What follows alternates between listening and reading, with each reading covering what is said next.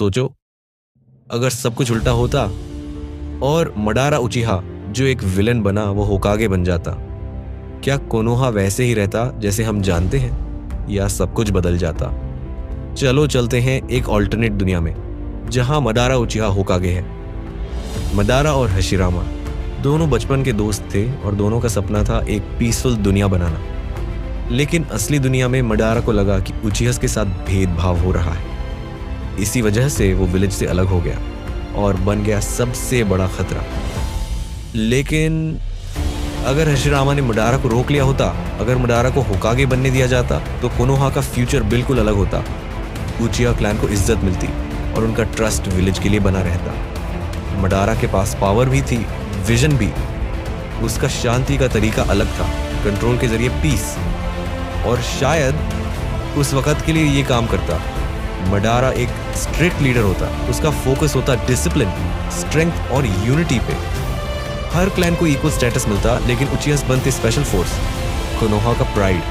Tailed beast को मडारा control करता और उनका यूज करता एक डिटरेंट के रूप में। दूसरी विलेजेस उससे डरते और शायद कभी वॉर ना होती, शांति होती, लेकिन लोगों के दिलों में एक डर भी होता। हशिरामा बन जाता एक एडवाइजर, मडारा का ट्रस्टेड साथी। टोबिरामा जो हमेशा उचिहा के खिलाफ था, उसे पावर नहीं मिलती और शायद वो सीक्रेटली अपोज करता मडारा के रूल को। इटाची एक ट्रू प्रोटेक्टर बनता अपने क्लैन का और उसे कभी अपने ही लोगों को मारने की जरूरत नहीं पड़ती। सास्के का चाइल्डहुड पीसफुल होता, बिना रिवेंज के, बिना नफरत के। और नारुतो एक डिसिप्लिन्ड और ट्रेन्ड शिनोबी बनता, लेकिन शायद उसके अंदर का रिबेलियस हीरो कभी उभर के ना आता।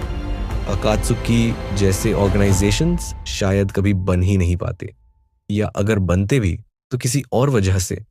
ओबिटो और नागातो मडारा के रूल में या तो कंट्रोल में रहते या उसके एनिमीज बन जाते। इन्फिनिट त्सुकुयोमी का प्लान शायद कभी शुरू ही नहीं होता। मडारा रियल वर्ल्ड में पीस लाना चाहता अपने तरीके से, कंट्रोल के जरिए, ऑर्डर के जरिए। तो क्या मडारा का होकागे बनना सही होता? शॉर्ट टर्म में हो सकता है, एक स्ट्रॉन्ग विलेज, शांति, डिसिप्लिन। लेकिन लॉन्ग टर्म में लोग आजादी चाहते हैं। मडारा के इंटेंशंस ठीक थे, लेकिन उसके मेथड्स एक्सट्रीम।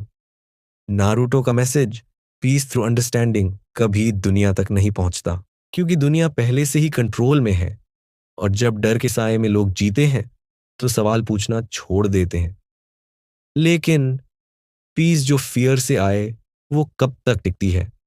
विलेजर्स धीरे धीरे महसूस करते हैं कि उनकी जिंदगी सेफ तो है, मगर बोरिंग और रोबोटिक बन चुकी है। इमोशंस, क्रिएटिविटी और फेस्टिवल्स, सब पर रिस्ट्रिक्शंस लग चुके हैं। अब आते हैं नेक्स्ट जनरेशन पर, नारुतो, सस्के और बाकी जेनिन्स पर।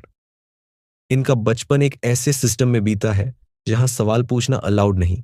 बॉस ऑर्डर्स फॉलो करो, ट्रेनिंग परफेक्ट हो और इमोशन मत दिखाओ। लेकिन नारुतो वो थोड़ा अलग है। वो सिस्टम को समझने की कोशिश करता है। इरुका सेंसेई उसे सटली बताता है कि दिल से जीना भी जरूरी होता है। नारुतो, सस्के और साकुरा को भेजा जाता है एक मिशन पर जहां उन्हें मिलता है जाबूजा और हाकू। वही नारुतो देखता है पहली बार इमोशन से लड़ना क्या होता है। नारुतो समझता है कि पीस सिर्फ डर से नहीं, समझ से आती है। वहीं से उसकी सोच बदलती है। अब नारुतो बनता है एक सवाल करने वाला शिनोबी। सिस्टम उसे दबाने की कोशिश करता है, सर्वेलेंस, हार्डर ट्रेनिंग। लेकिन अब वो नारुतो नहीं जो पहले था। सस्के भी देखता है नारुतो को बदलते हुए और खुद से सवाल करता है, क्या मैं सिर्फ एक पॉन हूं उचिहा प्राइड के लिए? टर्निंग पॉइंट तब आता है जब नारुतो और सस्के एक रोग निंजा से टकराते हैं, कबूतो से। कबूतो अब एक रिबल है जो मडारा की डिक्टेटरशिप के सीक्रेट्स लीक कर रहा है। कबूतो दिखाता है डॉक्यूमेंट्स, कैसे डिसेंटर्स को डिसअपीयर किया गया, कैसे ट्रूथ को दबाया गया। नारुतो शॉक्ड होता है।